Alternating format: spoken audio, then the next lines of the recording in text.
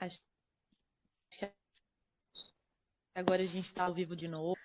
Um pequeno técnico para você que estava aqui com a gente, boa noite de novo. Para quem chegou agora, seja bem-vindo. Eu sou a Bárbara e a gente está dando a mais um encontro aqui no canal Espírita Seja, mais uma transmissão online.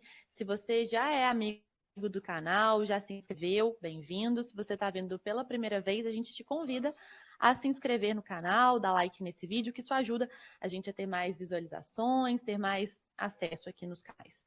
Bom, em breve, né, a gente vai ter um novo canal, uma coluna que vai se chamar Você Sabia?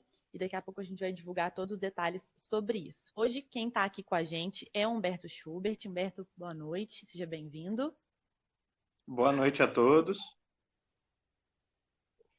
Humberto é da Sociedade Espírita Primavera e ele vai falar com a gente sobre o tema Educação do Espírito. Bom, para a gente começar então, vou convidar todo mundo para a gente fazer uma prece inicial. Senhor Jesus, mestre amigo, muito obrigada por mais esse encontro de aprendizado sobre a doutrina, sobre o Evangelho. Que o Senhor possa abençoar todos os lares aqui representados, que possamos ter a companhia de bons amigos espirituais. Que o Senhor também proteja e abençoe muito Humberto, que ele tenha muitos ensinamentos positivos para nos ensinar, que os nossos corações estejam abertos para captar tudo isso da melhor forma possível, que a gente consiga colocar em prática e, claro, que a gente se sinta muito acolhido nesse momento de distância. Muito obrigada e que assim seja. Humberto. Graças a Deus. Muito boa noite a todos. Em primeiro lugar, um grande prazer poder voltar à Sociedade Espírita Joana de Ângeles, que é a minha casa do coração, foi onde tudo começou para mim, né, na trilha do Espiritismo. E é sempre um ambiente muito familiar, onde eu me sinto muito bem e a gente não precisa fazer esforço de adaptação nenhum, né? Muito bem. O tema de hoje, ele é muito amplo, muito complexo, muito sério. Poderia ser desdobrado em 50 tópicos e a gente fazer um seminário sobre cada um deles, que é a educação do espírito, a educação espiritual. Pois bem, se nós somos espíritos, consciências, mentes, a educação do espírito é a educação integral do ser humano, a integração geral, completa ou holística da pessoa humana.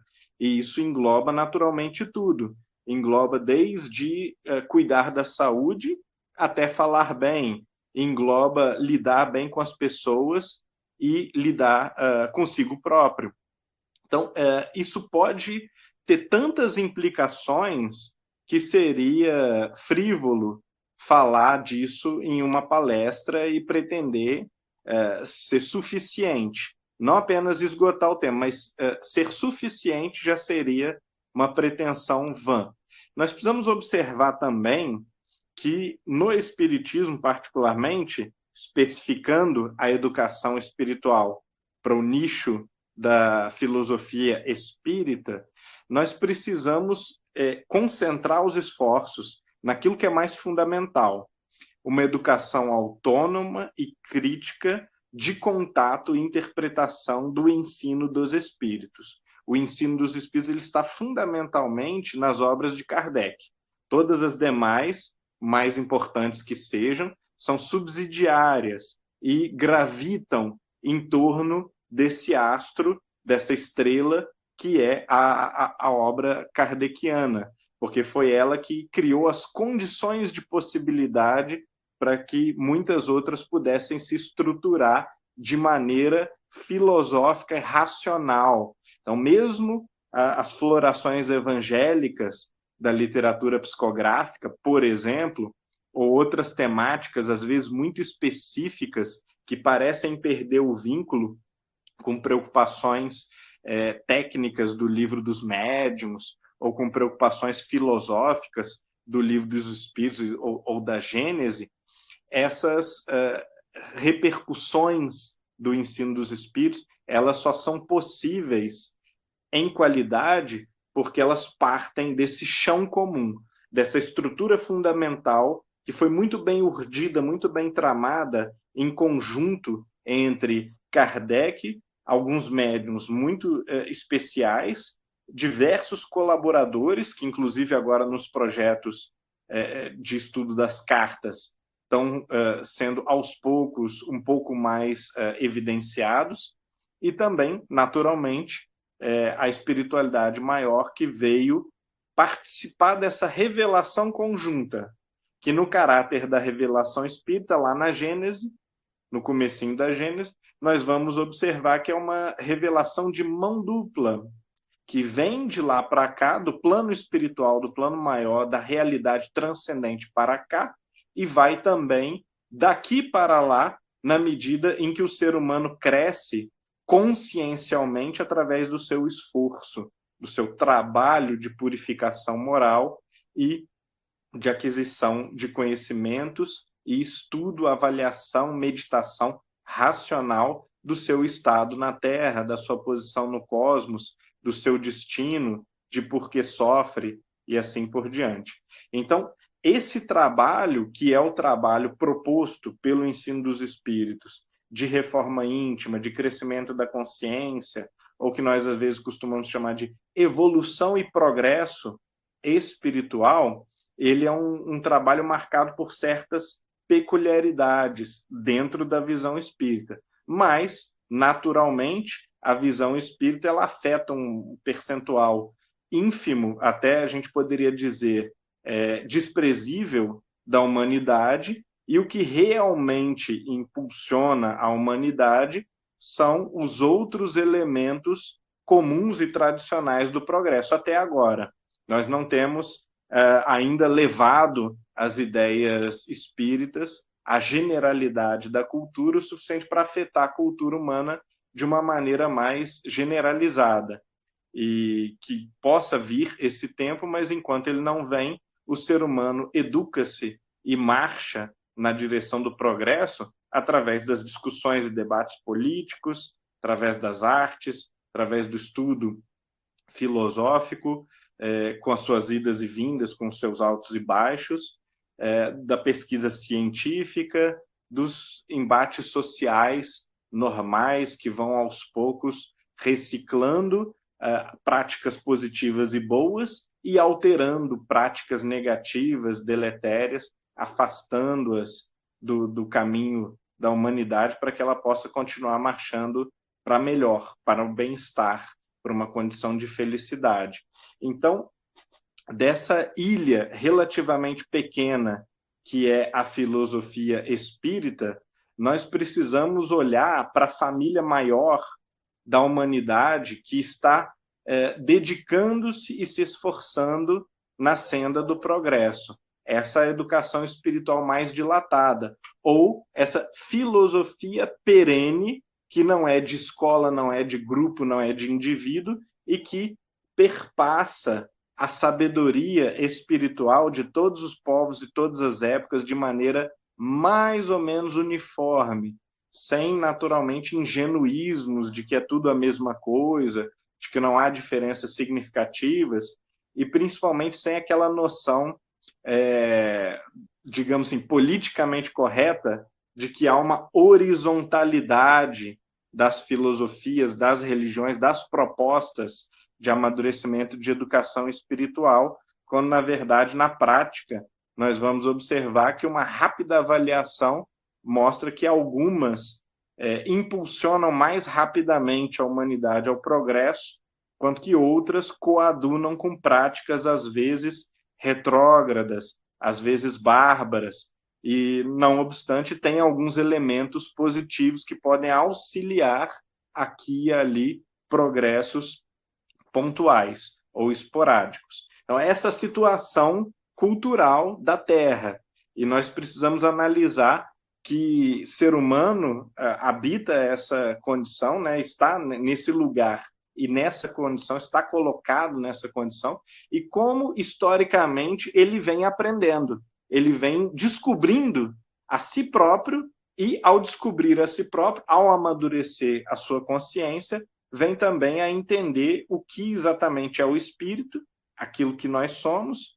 o que significa esse eu que é a sede e o centro de todos os acontecimentos da nossa vida psíquica, de todas as experiências, todas as sensações, todos os anseios, todos os sentimentos, todos os pensamentos, todas as projeções, memórias, sonhos, inclinações, emoções, instintos. O que é esse eu que nós chamamos de espírito, mas que nós, às vezes, enxergamos como algo um tanto quanto abstrato e que a palavra eu ajuda a centrar, a ancorar na realidade daquilo que nós somos, pessoas. É isso que espíritos são.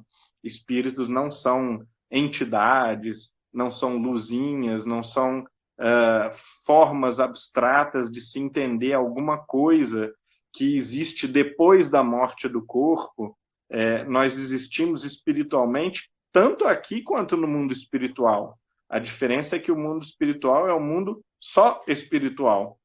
E esse mundo em que nós agora habitamos, né, onde nós agora vivemos, é um mundo espiritual material. Que nós somos espíritos, nós estamos aqui, nós interagimos o tempo todo, nós sentimos animicamente as emanações de uma série de outras coisas, seres, fontes de energia, pensamentos, emoções, temos intuições, reminiscências de memórias que estão abafadas pela carnalidade, e ao mesmo tempo nós temos contato mediúnico, todos nós, não apenas os médiuns ostensivos, é uma faculdade do espírito, o intercâmbio e a comunicação com outros espíritos, e naturalmente existe, da parte de todos os seres humanos, indistintamente, embora não ostensivamente, algum grau de intercâmbio com os espíritos,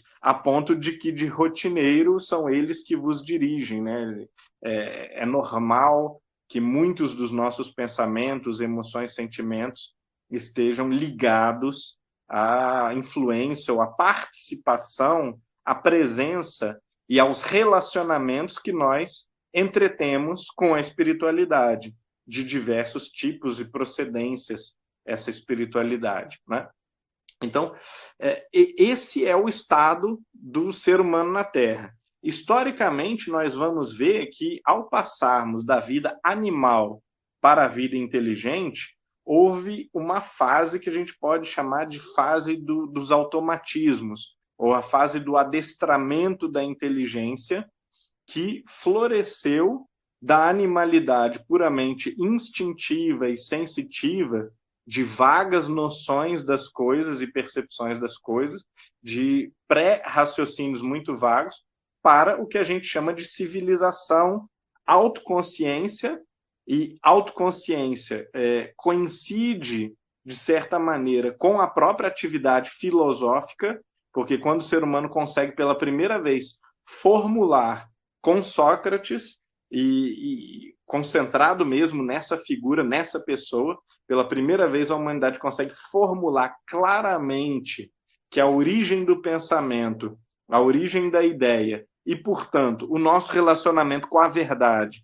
é uma emanação ou é uma produção do nosso eu, da nossa consciência, portanto, marcada por essa consciência, assinada, autorada, autografada ou carimbada por essa consciência, pela forma como ela se estrutura, geralmente em discurso e intercâmbio com outras pessoas, em diálogo com outras pessoas, é só aí que nós vamos entender de fato o que é autoconsciência, o que é saber de si e o que é a definição de uma consciência que entende que a própria definição veio do pensamento, foi uma elaboração do pensamento.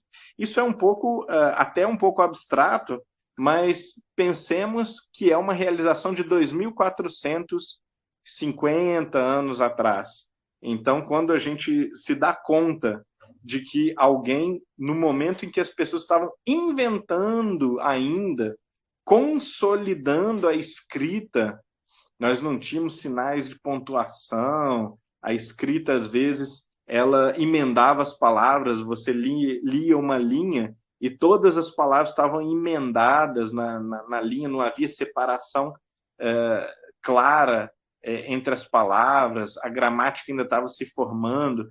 Quer dizer, um estágio primitivo da humanidade, mais de 400 anos antes do nascimento de Cristo, que já viveu numa sociedade bastante primitiva, bastante bárbara em muitos aspectos. Então, quando a gente concebe isso, nós, enquanto entes de razão, nós somos convidados a parar tudo e a analisar essa realização de Sócrates, esse despertar do espírito, esse despertar da consciência, para que nós possamos entender como exatamente nós chegamos do exercício da inteligência primitiva, lá do homem das cavernas, dos primeiros civilizados, daqueles que elaboraram a escrita, a matemática, e que ainda não eram sequer conscientes de que era a mente que produzia, ou de certa maneira mediava esses conhecimentos, e que ao mesmo tempo eram conhecimentos às vezes eternos, universais, ou seja, correspondiam a verdades que são verdades imperecíveis, verdades que não são transitórias, como, por exemplo, 1 mais 1 é igual a 2, 3 vezes 3 é igual a 9. Então, essa elaboração e a percepção de que o ser humano consegue alcançar uma regra que é infalível, que é a mesma na África, no Japão, no Peru ou no Alasca, essa consciência ela é preciosa. Ela é como o momento de despertar do espírito na Terra. O espírito acorda e diz: espera aí, eu sou espírito, eu sou eu sou um ente mental, produtor de ideias, de pensamentos, capaz de sentir, capaz de ser afetado, de afetar, e eu, junto com os meus pares, em perfeito processo de solidariedade, não sozinho, eu desenvolvi ideias, idioma, ferramentas, tecnologias, processos, sociabilidade, política, direito, arte, religião, e essas estruturas culturais, elas nos unem de uma maneira extremamente espiritual. Porque isso tudo que eu citei agora é produto espiritual. Tudo aquilo que é mediado pelo discurso, tudo aquilo que depende das trocas entre pessoas e que não tem diretamente a ver ou só a ver com objetos físicos. Então, claro, dividir um pedaço de carne, uma fruta, pode até ser um gesto só mecânico, do ponto de vista das leis da física, mas a divisão já é moral, é solidariedade. Você viu que o outro passava fome, pensou, peraí, vou dividir aqui. Isso o homem das cavernas fazia. O homem das cavernas, de acordo com o livro de Steve Mitten, chamado Arqueologia da Mente, ou acho que talvez em português tenha outra tradução, como Pré-História da Mente, alguma coisa assim. Esse livro mostra que o homem das cavernas tinha 4 formas de inteligência que vieram da inteligência animal, ou de uma pré-inteligência animal. Mas essas 4 formas não se comunicavam. Então, nós conseguíamos lidar com as leis da física, percebíamos que, por exemplo, se a pedra cair no pé, ela quebra o pé, ou ela arranca pelo menos uma unha, porém, nós não relacionávamos nosso conhecimento sobre a pedra ou sobre o animal com o nosso conhecimento sobre a linguagem, sobre o discurso, sobre a sociabilidade, a relação com outras pessoas. Então, só com o Homo sapiens, 120, 150 mil anos atrás, através de uma mutação genética, o novo cérebro do Homo sapiens permitiu a esses entes espirituais, que éramos nós, começar a fazer essas inter-relações, essas conexões entre o que é físico e o que é social. E aí a gente olhava para o céu e dizia, poxa, os deuses estão bravos, o céu está trovejando.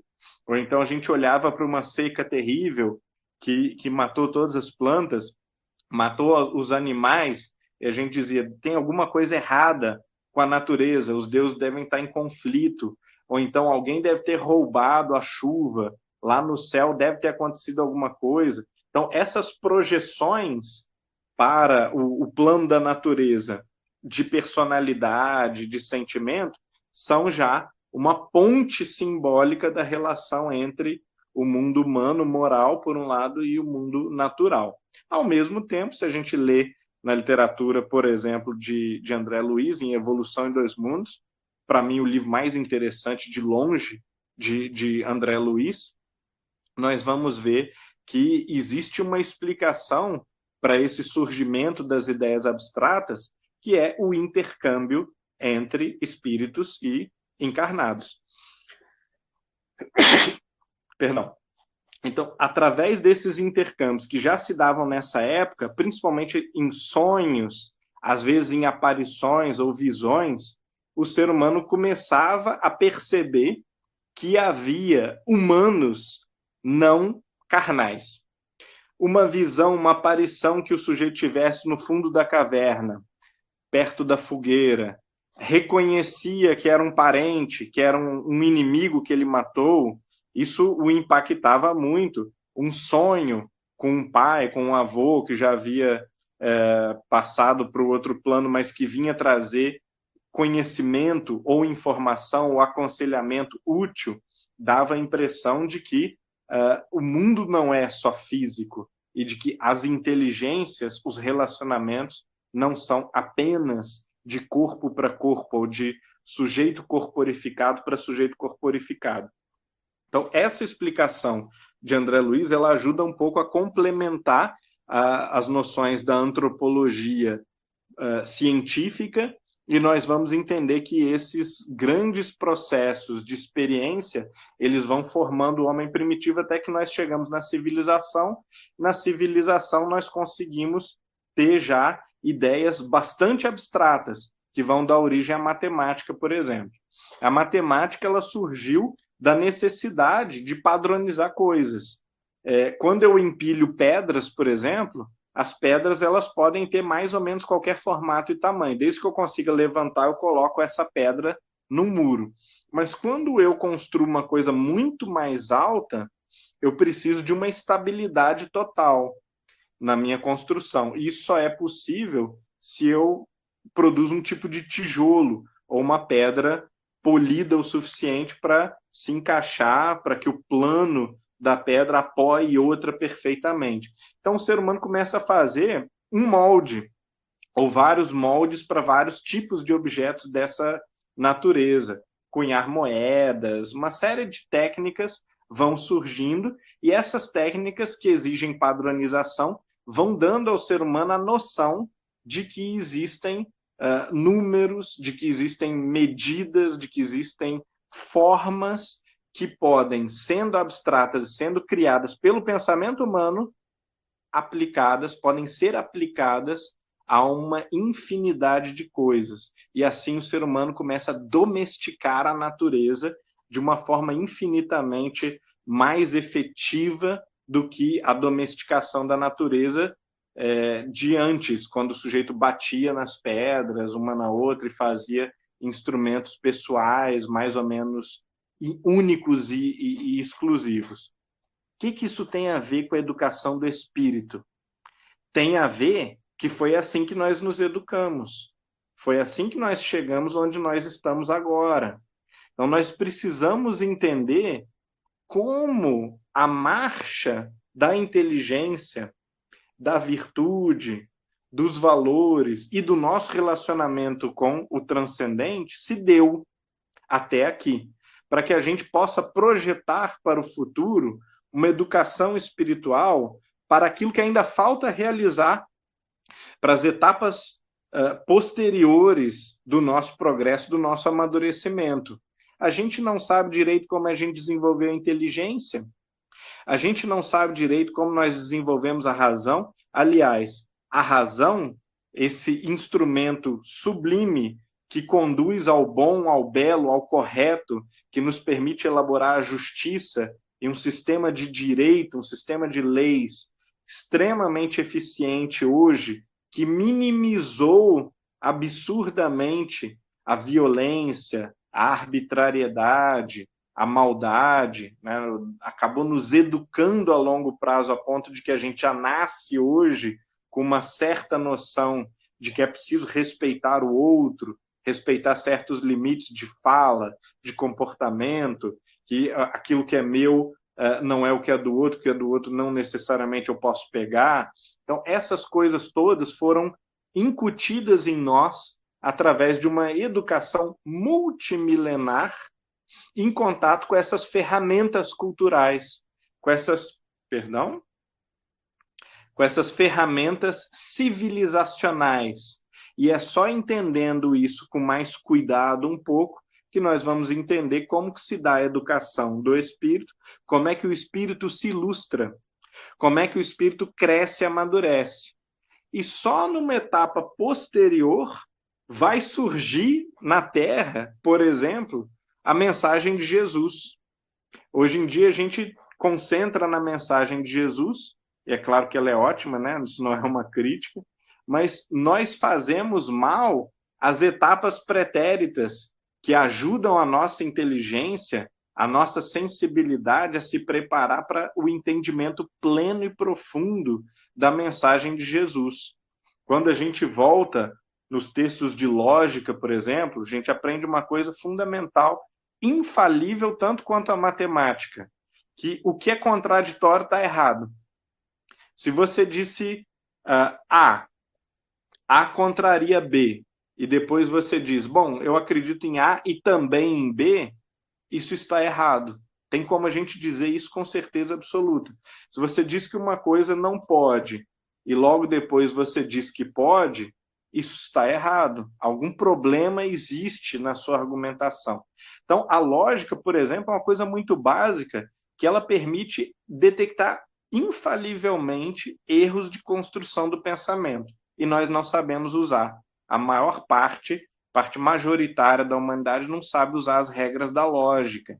Nós temos a ética, uma ciência que foi desenvolvida também séculos antes de Jesus, que é uma ciência razoavelmente robusta, que leva a uma justiça não perfeita, não plena, mas suficiente para a gente saber, por exemplo, que o assassinato é errado.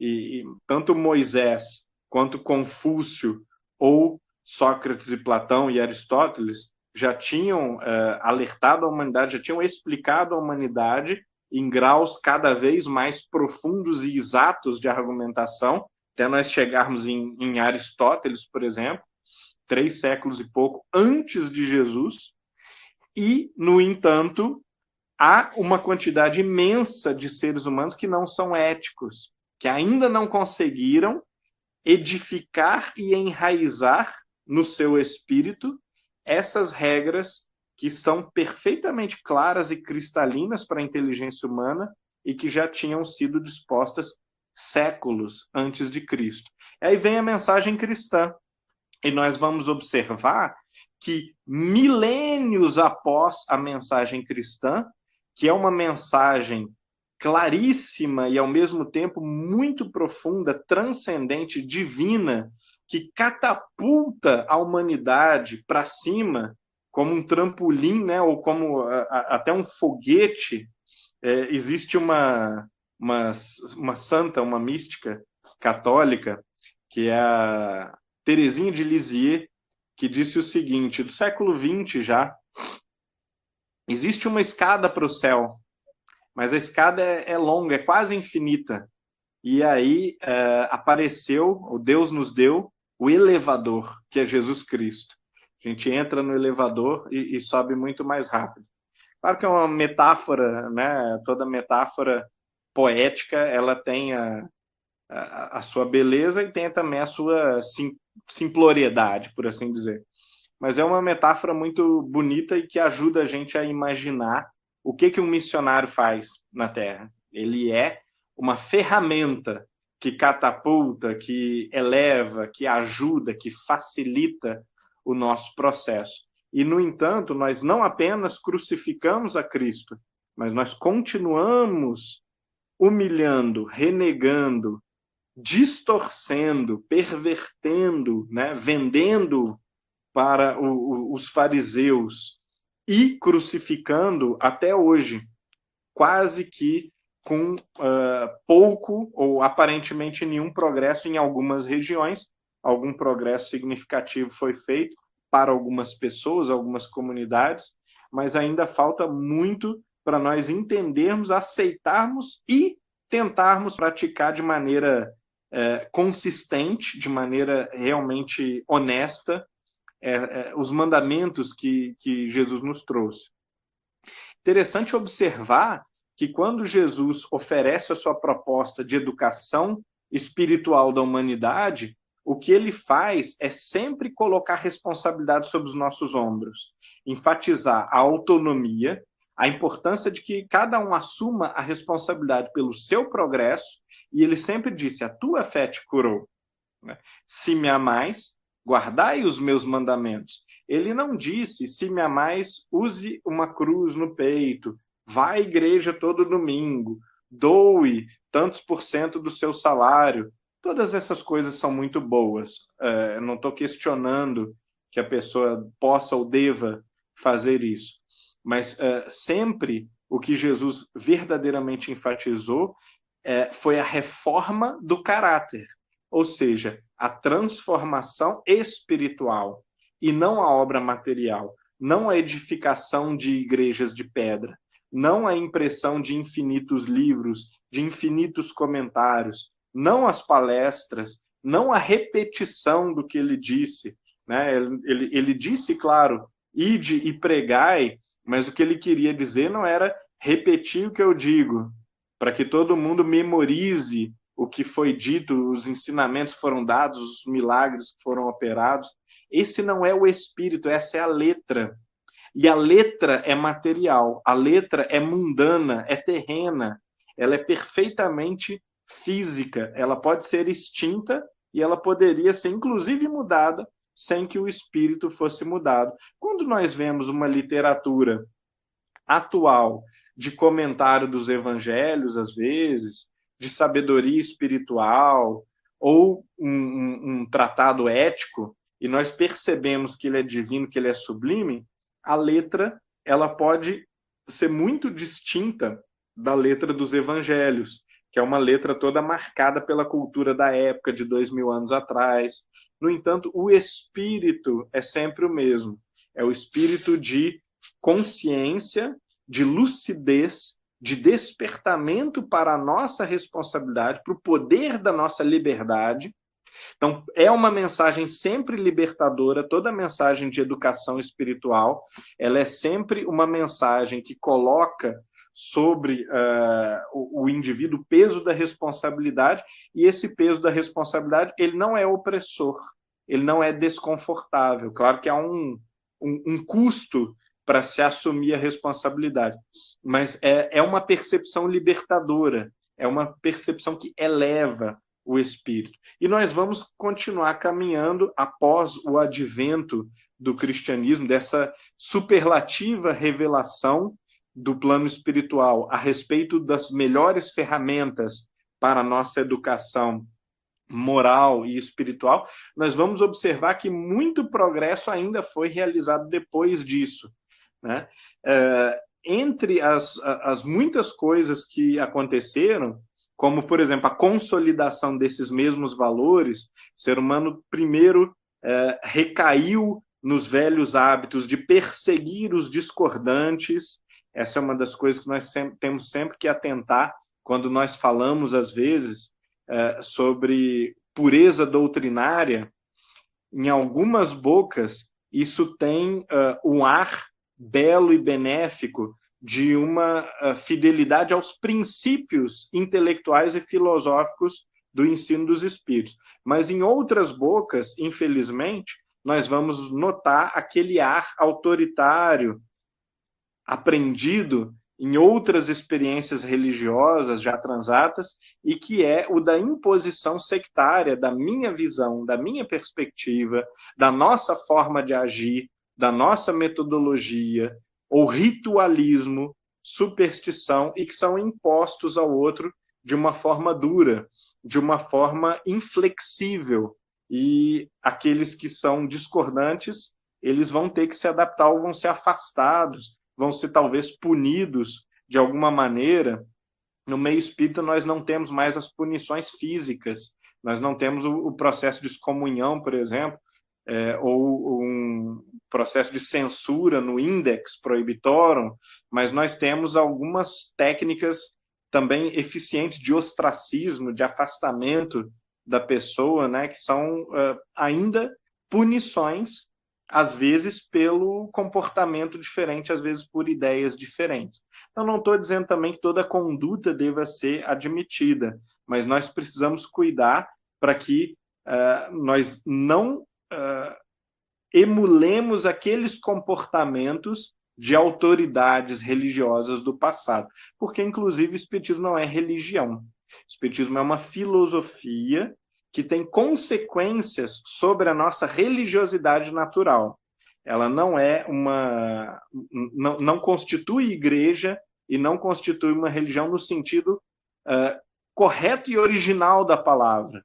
Claro, que se caracteriza como uma prática religiosa até certo ponto. Mas Kardec apresentava-o como uma filosofia, como um conjunto de princípios que está aí para ser questionado, para ser avaliado por cada pessoa autonomamente, criticamente, lucidamente, de acordo com as luzes da sua própria consciência. Jamais imposto, jamais dogmaticamente afirmado, é assim, tem que ser assim, eu sei como é que funciona, seja mediunidade, seja moralidade, seja interpretação do evangelho, seja qualquer aspecto que for, reencarnação. Né? Nós temos batido muito nessa tecla da natureza filosófica do Espiritismo, da base filosófica do Espiritismo, do fato de que a religiosidade, ou a espiritualidade, ou a religião no Espiritismo, com as ressalvas que a palavra merece, ela é o produto e pode, inclusive, ser a parte melhor, pode ser a parte mais sublime, aquela que mais faz avançar a educação do espírito, mas ela não pode ser o fundamento, porque a religião no fundamento, ela, na mente humana, da forma como a civilização humana sempre a considerou, ela é uma verdade dada num livro sagrado inquestionável. E foi exatamente isso que Kardec evitou fazer. As obras de Kardec não são sagradas e inquestionáveis, não foram apresentadas enquanto tal. Elas só são sagradas ou só são divinas na medida em que conduzem a alma ao seu amadurecimento, à sua tomada de consciência, ao seu próprio processo evolutivo. Nunca no sentido da letra, nunca no sentido da obediência ao que está escrito, e sim no sentido de que, olha, esta é a melhor elaboração que nós podemos oferecer atualmente, no atual estágio em que a humanidade está, para essa questão. Essa questão ela não está aí para ser obedecida, ou crida, ou memorizada. Ela está aí para ser entendida à luz da razão, criticamente. E é através desse exercício crítico, irracional, de julgamento de cada um para com a doutrina dos espíritos, é que nós vamos adquirir a sua compreensão. Ela não está aí para ser, de novo, memorizada, está aí para ser compreendida. Quem compreende consegue aplicar de maneira autônoma, ativa, própria, aquilo que compreendeu, aquilo que domina. E aí a grande questão que eu teria para encerrar é exatamente essa. Na nossa educação espiritual, nós podemos dizer que nós temos o domínio desse conhecimento, desses princípios filosóficos oferecidos, desenvolvidos pelo Espiritismo. Se nós não temos familiaridade, nós não temos a compreensão, não temos o domínio, o que é a lei das vidas sucessivas, de por que o espírito não se lembra facilmente das vidas passadas ou do seu estado na erraticidade, da lei de interação entre as inteligências, entre as consciências. Se a gente não compreende bem como isso funciona, esses princípios acabam por não serem libertadores, não serem amadurecedores da consciência, porque nós não os estamos usando corretamente, nós estamos memorizando como uma cartilha, e é preciso que a gente faça constantes reavaliações para ver se a gente está aprendendo com Kardec, dialogando com Kardec e estudando com Kardec o que é o ensino dos espíritos. Ou isso nós estamos apenas sendo informados a respeito de todas essas coisas. Uma última coisa agora sim que eu gostaria de lembrar é que, passando do estudo dos fenômenos, que a gente poderia dizer que é uma ciência espiritual, uma ciência espírita, para a filosofia, a elaboração desses princípios que vão fundamentar a árvore lógica que dá sustentação aos frutos e às flores desse edifício teórico. Nós chegamos, então, nos frutos e nas flores, que são a reforma íntima, a comunhão com Deus, a fraternidade universal e o progresso da sociedade e da humanidade, que são, digamos assim, os rebentos religiosos, ou os rebentos divinos mesmo, sagrados, do ensinamento dos espíritos, a gente pode se perguntar justamente se a nossa prática ela está nos levando à comunhão com Deus, se nós temos progressivamente sentido uma maior comunhão com Deus, mesmo que de pouquinho em pouquinho, paulatinamente, e também, além disso, se nós cumprimos uma das leis mais esquecidas das leis levantadas pela filosofia dos espíritos, que é a lei de adoração. Ao lado daqueles que transformam o espiritismo em religiosismo místico, há também aqueles que extirpam o lado religioso e que se olvidam do fato de que a lei de adoração é uma das mais importantes de todas e vem iluminar o indivíduo e o seu comportamento, prepará-lo, torná-lo terreno fértil para o florescimento das outras virtudes, das outras qualidades espirituais, do resto do seu amadurecimento espiritual. Então, claro que muitos outros elementos da educação espiritual merecem ser enfatizados. Em uma hora, a gente só pode fazer, com toda a superficialidade que nós fizemos, esse esboço ou esse micro-resumo de alguns elementos relevantes, e entre esses elementos relevantes eu destacaria muito a importância da adoração.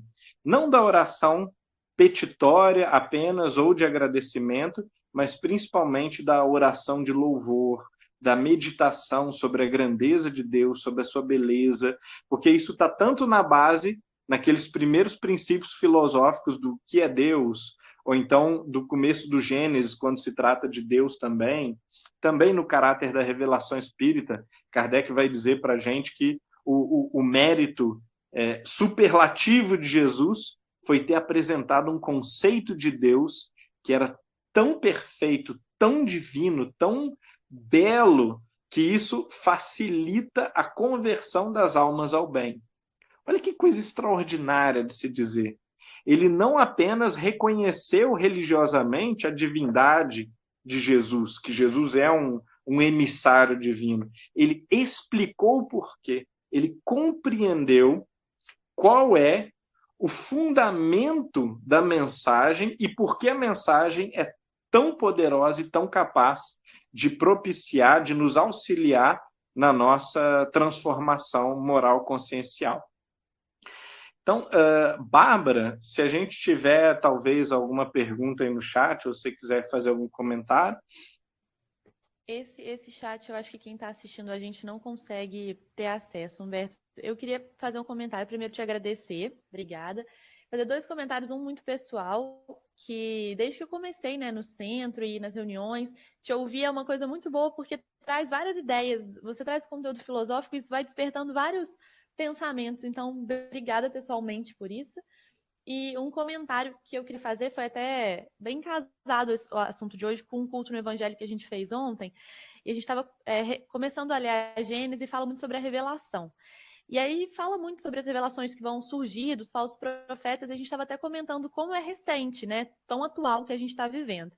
E aí veio essa discussão, assim, de que a doutrina é muito recente. E eu acho que é exatamente o que você falou, no sentido de que a gente precisava ter essa marcha intelectual para ter acesso a isso agora em 1800. A gente espírito aqui encarnado na Terra. A gente não teria como diferenciar a espiritualidade iminente do nosso ser, das nossas vivências primitivas, para a doutrina, né?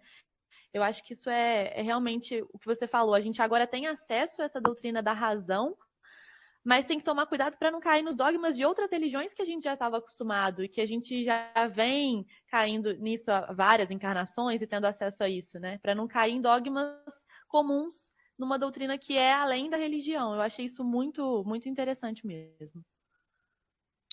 Perfeito seu comentário, Bárbara, porque assim, o ensinamento dos espíritos é tão progressista, ele é tão absurdamente anômalo para a nossa condição mental, para os nossos condicionamentos, para os nossos automatismos adquiridos, que nós não conseguimos, na verdade, ser espíritas.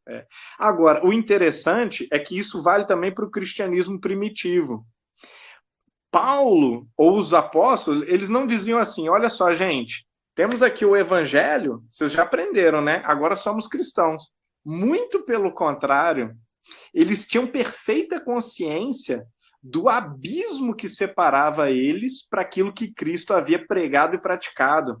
E eles diziam o tempo todo, não, é uma luta e é um conflito entre o que nós somos, o que nós queremos ser, entre o velho e o novo, e a gente precisa fazer esforços tremendos, aprender, reavaliar, desaprender coisas erradas que aprendeu, e continuamos lutando contra as nossas más tendências e tudo. Quer dizer, eles eram extremamente conscientes de que ler o evangelho ou ouvir mesmo, e olha que eles ouviam as palestras era de Pedro, Tiago e Paulo, né?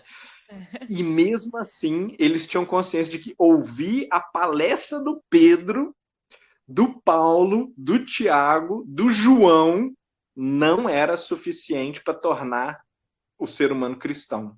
O ser humano não se transformava imediatamente. O que isso significa? Isso é um aprendizado preciosíssimo, né? E o mesmo vale, obviamente, para o budismo, para a filosofia de Sócrates, para todas as mensagens grandiosas e divinas que a humanidade recebeu.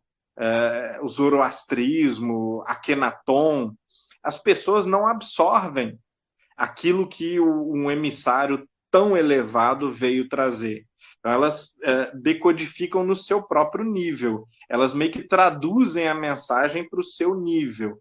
E isso acontece todos os dias com o espiritismo. Todo dia eu faço isso, todo dia você faz, todo dia todo mundo faz.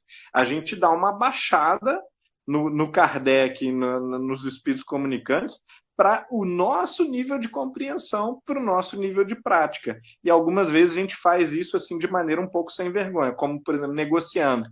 Isso aqui está dizendo isso aqui, mas está meio exagerado. Ou então, assim, não é mais... Ser tão assim... Exatamente, mais ou menos, vai fazendo o que vai dando, assim, o que é possível. Então tem 170 anos, né? Era uma sociedade assim, mais durona mesmo e tal. Ou quando a gente não negocia, a gente nem entendeu. A gente acha que entendeu às vezes e passa anos e anos e anos, e aí cai a ficha de caramba, eu não tinha entendido essa parte, que eu li 10 vezes ou 50 vezes. E isso é muito interessante, quer dizer, se você não entrar em choque e ficar melancólico, pessimista, existe um lado bom disso, se a gente tiver um pouco de humildade para dar conta de que a gente está melhorando, a gente está aprendendo. Sempre há tanto a crescer, sempre falta tanto, que existe um lado estimulante nisso. E, ao mesmo tempo, a gente cresce. A gente não fica estagnado o tempo todo. Tem gente que, às vezes, é pessimista por imaginar isso. Mas, na verdade, a gente está sempre crescendo. A nossa educação espiritual, ela se dá ou pelo amor ou pela dor. Pelo amor é uma coisa maravilhosa, crescimento, florescimento humano. Pela dor não é maravilhoso, mas funciona também. E se a gente não quiser e do jeito certo, A lei do o progresso, ela mundo, existe, querendo ou não. a vida vai nos empurrando, ela vai desconstruindo, desmoralizando as nossas presunções, nosso egoísmo, nosso orgulho. A gente vai levando os tapas na cara, a gente vai caindo no chão e quebrando os dentes. E com o tempo, a gente vai entendendo como é que a coisa funciona. Então, o importante da educação espiritual é que a gente escolha fazê-la ativamente, porque é muito mais confortável para nós, é muito mais bonito caminhar, é muito menos sofrido, muito mais rápido, mas se nós não fizermos, nós vamos progredindo mais devagar, mas vamos progredindo também pela própria força do ambiente. As pessoas estão progredindo ao nosso redor, elas vão melhorando e a gente vai sentindo vergonha, e é isso, a lei de solidariedade, ela também funciona de maneira assim infalível. E a gente vai olhando para o lado e fala assim, poxa, eu resisti tanto, mas eu vou ter que me adaptar. Eu não posso mais Chegou a continuar hora, né? fazendo isso que eu fazia há 20 anos atrás, né? É. Eu acho que o bacana para a gente encerrar, Humberto, eu acho que é isso, é saber que o nosso papel é de aprender. Estamos aprendendo o que é o Espiritismo, né? Todos os dias, na vivência, na teoria, e é uma caminhada. Não adianta a gente também achar que a gente já sabe tudo ou que a gente nunca vai aprender nada, né? Obrigada mais uma Exatamente. vez. Obrigada a todo mundo que acompanhou nossa palestra online. Queria pedir para todo mundo que ainda não se inscreveu, se inscrever no nosso canal, curtir o vídeo. E eu queria convidar o Humberto para fazer a prece final para a gente, por favor. Muito bem. Então, obrigado por tudo, Bárbara. E vamos agradecer a Deus a oportunidade de termos aqui na Terra, que é um mundo de ignorância, de sombra mental, intensa às vezes, a oportunidade de termos recebido amigos que já fizeram a trilha da autoiluminação, que caridosamente retornaram para nos trazer os seus ensinamentos, para dar a si próprios como exemplo, às vezes com o sacrifício da vida, às vezes com vidas de sofrimento, de frustração, de desenganos, e que conseguiram plantar com muito esforço, às vezes com seu próprio sangue, as sementes das quais hoje nós colhemos o nosso pão espiritual, das sementes das quais hoje nós colhemos o nosso alimento. Então, é com muita gratidão a Deus, com muito reconhecimento da beleza, da suprema lógica do encadeamento das suas leis, que nós encerramos esse breve estudo de hoje, solicitando humildemente que cada um de nós possa tomar as rédeas do próprio destino, adquirir, aurir ânimo da espiritualidade maior, da inspiração divina, para que nós nos lancemos a esse trabalho com mais afinco, sem esmorecer, sem deixá-lo em segundo plano, atrás das preocupações mundanas do dia a dia. Assim seja, Senhor. Que assim seja. Boa noite a todos. Obrigada, viu, Humberto? Boa noite para você também. Até semana que vem. Tchau, gente. Com Boa Deus. noite. Tchau, tchau.